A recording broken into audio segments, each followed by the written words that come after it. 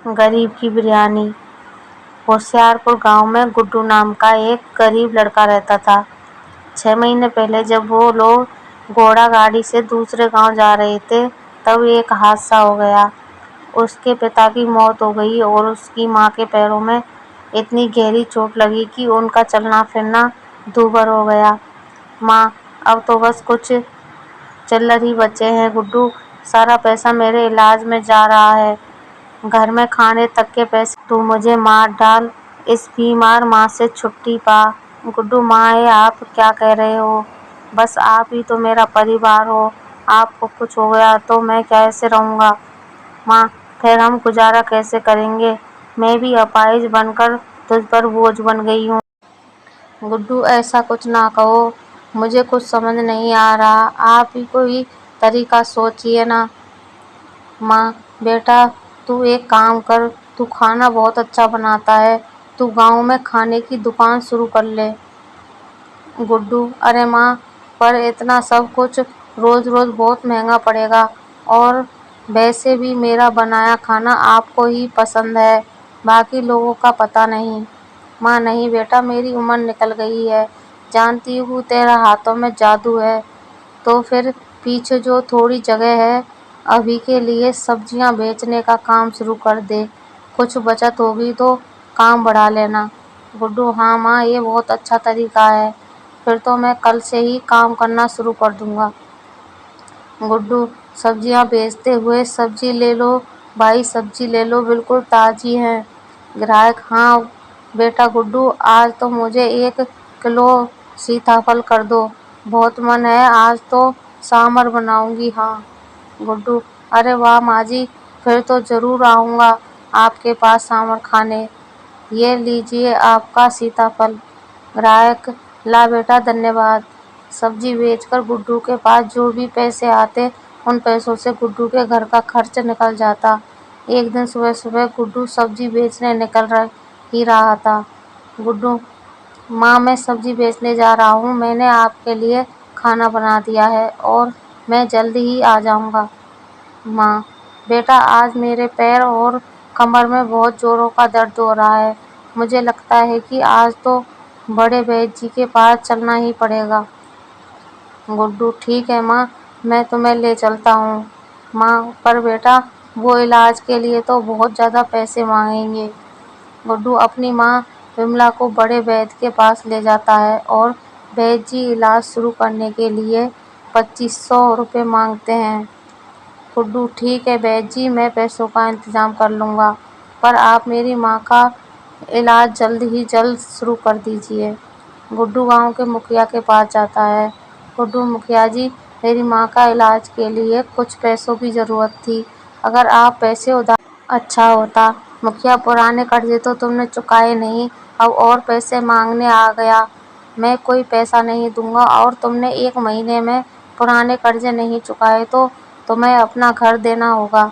गुड्डू, देरी के लिए माफ़ी चाहता हूँ मुखिया जी, जल्दी आपके सारे पैसे लौटा दूंगा।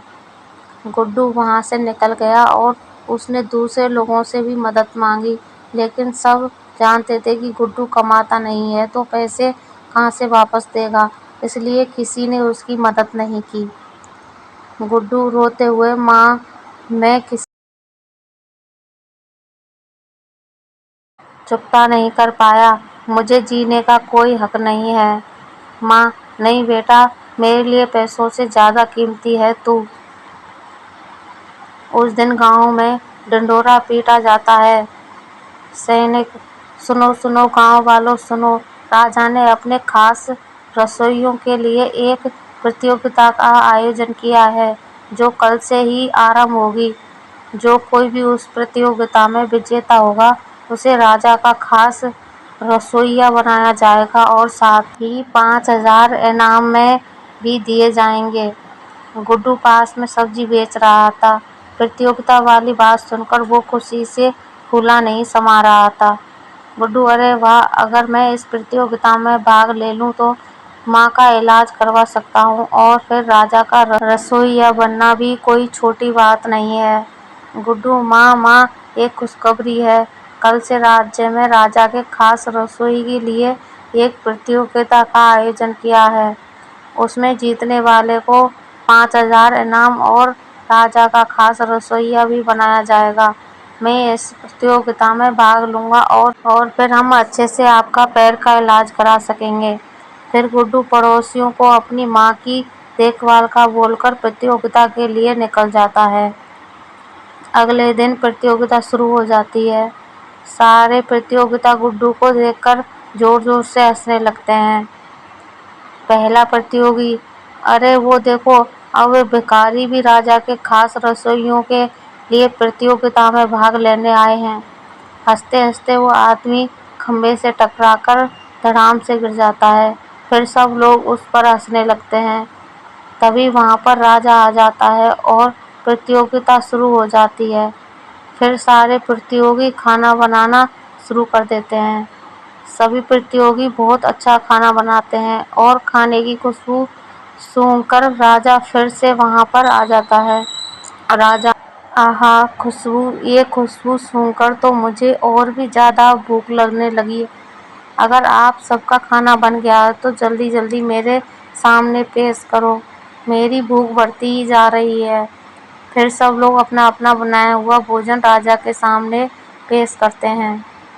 राजा, अरे वाह, इतना स्वादिष्ट खाना, इस खाने को चखकर तो मुझे मेरी माँ के हाथ के बने हुए खाने की याद आ गई है।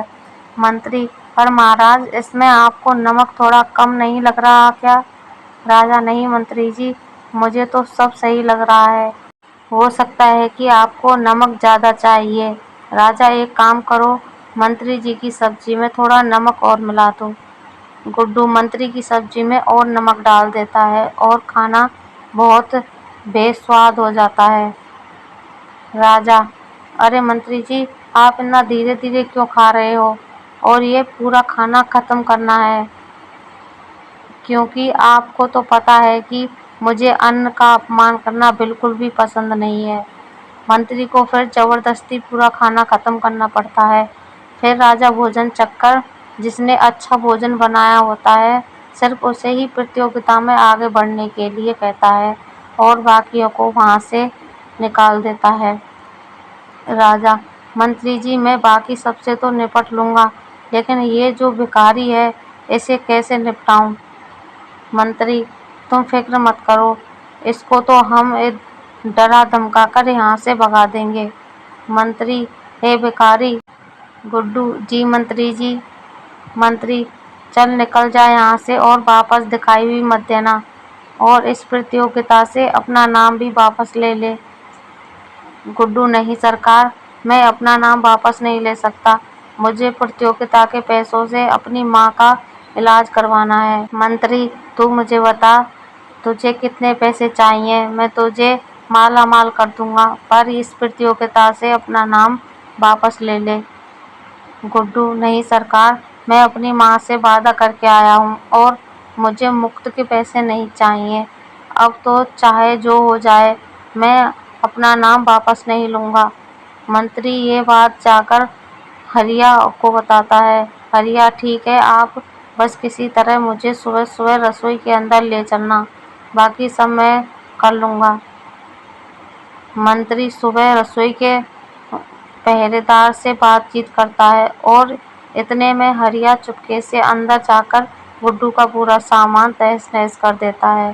तभी उसके हाथ से एक मसाले का डिब्बा गिर जाता है। आवाज सुनकर कोई अंदर ना आ जाए, वो तुरंत डिब्बा बंद करके छिप जाता है और फिर मंत्री की मदद से बाहर आ जाता है।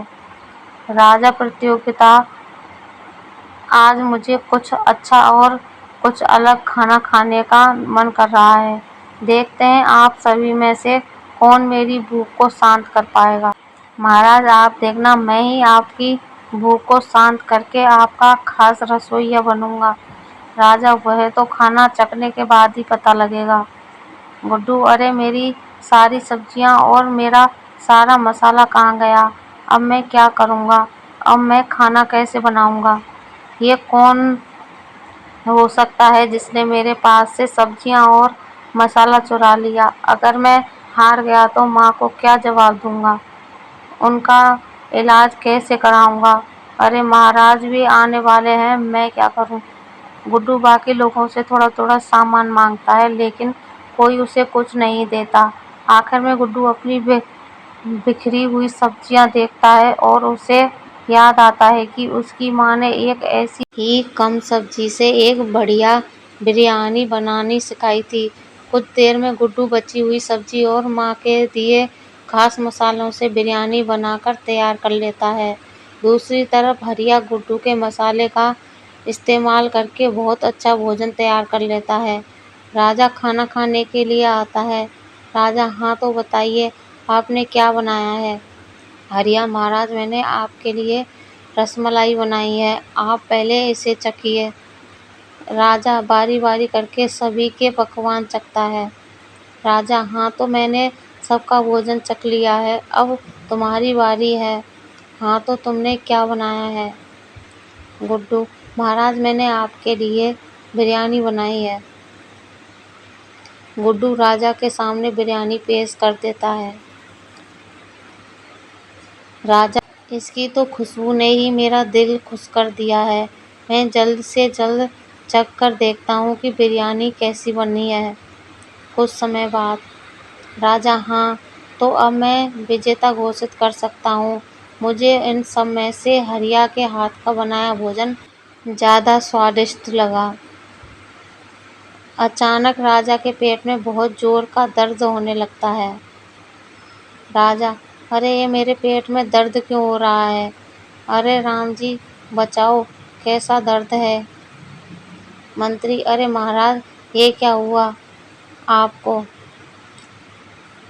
राजा: पता नहीं महामंत्री, अचानक मेरे पेट में बहुत जोर से दर्द होने लग गया है। मंत्री: आप इतना खाना खाओगे तो पेट में तो दर्द होगा ही। राजा: क्या कह रहा है नमकराम, मैं रोज इतना ही खाना खाता हूँ। मंत्री: मेरा मतलब है, हो सकता है कि आपके खाने में कुछ ऐसा मिलाया गया हो जिससे आपके पेट में दर्द हो रहा है। राजा: हो सकता है, पर पता कैसे लगाया जाए कि किसने भोजन में मिलावट की है? गुड्डू: महाराज, मैं पता लगा सकता हूँ। राजा: पर कैसे? गुड्डू: मुझे मेरी माँ ने बहुत सारे मसाले की ऐसी विद्या बताई है जिसमें सूंघकर किसी भी मसाले के बारे में मैं पता लगा सकता हूँ।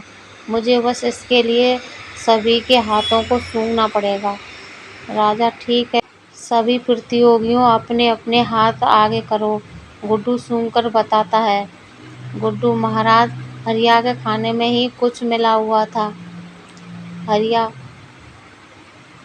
क्या बकवास कर रहे हो, ऐसा हो ही नहीं सकता। गुड्डू: अरे पर ऐसा ही हुआ है, तुम्हारे भोजन में ही कुछ मिलावट थी। हरिया: अरे पर मैंने तो तुम्हारे मसाले अपने भोजन में डाले थे, इसका मतलब है कि तुम महाराज को नुकसान पहुंचाना चाहते थे। गुड्डू: अच्छा तो तुम ही हो वो चोर जिसने मेरे सारे मसाले और सब्जियां चुरा ली थी। अरे भाई, वो जो तुमने मेरे सारे मसाले चुराए थे ना, वो मेरी माँ ने मुझे बनाना सिखाया था, और अगर उसमें से थोड़ा सा भी ज़्यादा डाल दो तो पेट में दिक्कत होने लगती है। राजा: अरे तुम क्या कह रहे हो, मेरी तो कुछ समझ नहीं आ रहा। गुड्डू: महाराज, मैं आपको सब बताता हूँ। दरअसल प्रतियोगिता से पहले मेरे सारे मसाले चोरी हो गए थे और सब्जियां खराब हो गई थी, इसलिए जो भी मेरे पास था उससे आपके लिए बिरयानी बना दी। पर अब पता चल गया कि वो मसाला चोर और कोई नहीं बल्कि हरिया था। राजा: क्या हरिया, तुमने चोरी की? मैं तुम्हें इस प्रतियोगिता से बाहर निकालता हूँ और गुड्डू को अपना खास रसोइया घोषित करता हूँ। राजा: लेकिन जल्दी से वैद्य को बुलाओ, मेरे पेट में दर्द तो कम हो। जल्दी से राज वैद्य को बुलाया जाता है और राजा का इलाज कराया जाता है। फिर गुड्डू राजा का खास रसोइया बन जाता है और इनाम के पैसों से अपनी माँ का इलाज करवाता है। दोस्तों, ये हिंदी स्टोरी आपको कैसी लगी, नीचे कमेंट में हमें ज़रूर बताइएगा। कहानी को पूरा पढ़ने के लिए शुक्रिया। कहानी अच्छा लगे तो वीडियो को लाइक शेयर करें। चैनल को सब्सक्राइब नहीं किया है तो चैनल को सब्सक्राइब कर लें और ऐसे ही अच्छी अच्छी कहानियों से हमेशा जुड़े रहें। धन्यवाद।